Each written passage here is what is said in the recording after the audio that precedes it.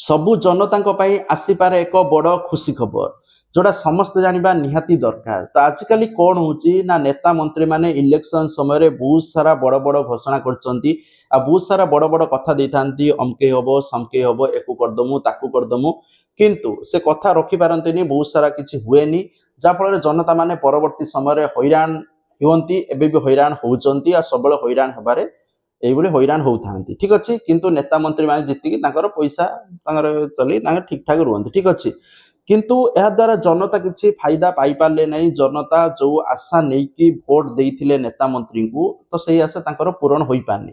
ଏବେ ବି ବହୁତ ସାରା ଆପଣ ମାନେ ଯଦି ମାର୍କେଟକୁ ଯିବେ ଯଦି ଗାଁ ଗହଳିକୁ ଯିବେ ଦେଖିବେ ବହୁତ ସାରା ଯୋଜନା ଅଧପନ୍ତରିଆ ହେଇକି ପଡିଛି। କୋଉଠି ଆବାସ ଯୋଜନା ହଉ ବା ଯେକୌଣସି ଯୋଜନା ଆପଣ ମାନେ ଦେଖିବେ ଯୋଗ୍ୟ ହିତାଧିକାରୀଟେ ପାଉନି କିନ୍ତୁ ଅଯୋଗ୍ୟ ହିତାଧିକାରୀ ହାତେଇ ଚାଲିଛି। ତ এইଭଳି ଦୃଶ୍ୟ ବହୁତ ସାରା ଦେଖିବା ପାଇଁ ମିଳୁଛି। ଯେ ପଇସା ଦେଇପାରୁଛି ତାକୁ ଜିନିଷ ମିଳୁଛି ନହେଲେ ଗରିବ ଲୋକଙ୍କୁ ଯୋଜନାର ଲାଭ ମିଳିପାରୁ ନାହିଁ।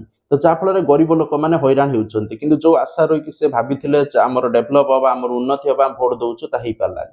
ତେଣୁ ଜନତାଙ୍କ ଖୁସି ଖବର ପାଇଁ ଗୋଟେ ବହୁତ ବଡ ଲ ଆଗାମୀ ଦିନରେ ଆସିପାରେ ଠିକ ଅଛି। ତ ସଂସଦରେ ରାଘବ ଚଡ୍ଡା ଏନେ କଥା ମଧ୍ୟ ଉଠେଇଛନ୍ତି। ତ କଥା ରହୁଛି ଯେ ଯଦି ନେତା ମାନେ ଯୋଉ ସବୁ ଆପଣଙ୍କୁ କଥା ଦେଇଥିଲେ जदि नेता माने इलेक्शन जितिला परे निर्वाचन जितिला परे से कथा सब करूना ताले जनतांकर मध्य एक अधिकार रहिबा दरकार से नेता मंत्री को से माने बाहर करि परिबे ठीक अछि। तो यह हवा द्वारा नेता मंत्री माने जो प्रतिश्रुति देबे ता पूरण करने को बाध्य कारण तांको मन डर रहिबो जदि हमें प्रतिश्रुति पूरण करि पारुनु ताले जनतांकर अधिकार अछि से आमो काढी देई पारिबे काढी देई पुणी आउ काको से जगह रे नेता मंत्री किए हेबे ठीक अछि। जे टार्गेट जे माने जो देइथिबे आशा सेटा पूरण करबा दरकार ठीक अछि।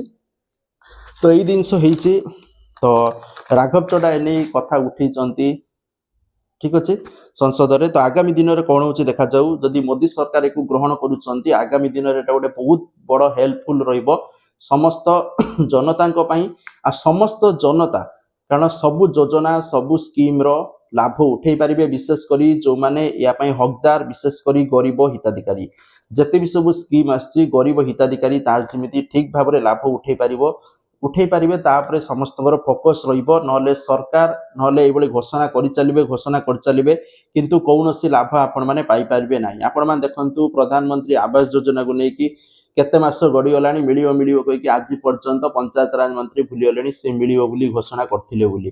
ता सहित धान मंडी की देखंतु बहुत सारा धान मंडी मध्ये अव्यवस्था विभिन्न जगह अव्यवस्था देखिया पई मिलुची जहा को मिलिया कथा मिलु नाही प्रकृत हिताधिकारी सबुथुरु वंचित रहउचंती। तो जाफल आगामी दिन में जदि लॉ आछि जदि नेता मंत्री तांकर काम न करिवे प्रतिश्रुति पूरण न करिवे जनतांकर या रहिबो अधिकार जे सेमाने से नेता मंत्री को बाहर करि परिबे।